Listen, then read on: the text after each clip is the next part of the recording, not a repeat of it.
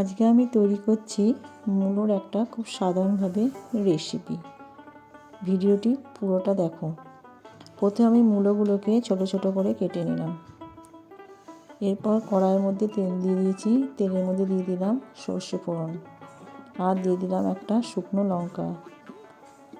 এবার এটাকে একটু ফোড়নটা হতে দেবো। দিয়ে মূলোগুলোকে আমি কড়াইয়ের মধ্যে দিয়ে দিচ্ছি। তবে এটা বেশিক্ষণ ধরে নাড়তে হবে, তাহলে জিনিসটা আরও বেশি খেতে ভালো হবে। এটা ভাত রুটি সব কিছুর সঙ্গে খাওয়া যায়, এমনকি শুধু মুখে ভীষণ ভালো লাগে। তোমরা বাড়িতে করে দেখবে।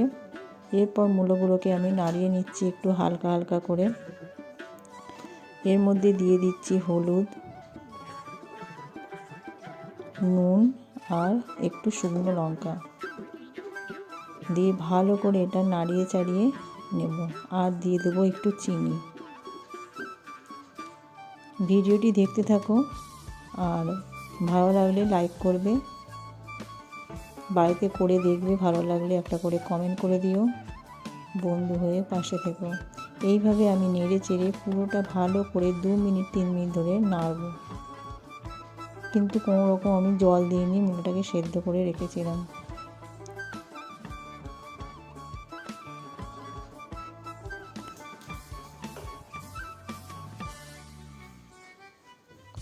ভালো করে নাড়িয়ে চাড়িয়ে এবার নামিয়ে নেব। হয়ে গেল আমার এই রেসিপিটা।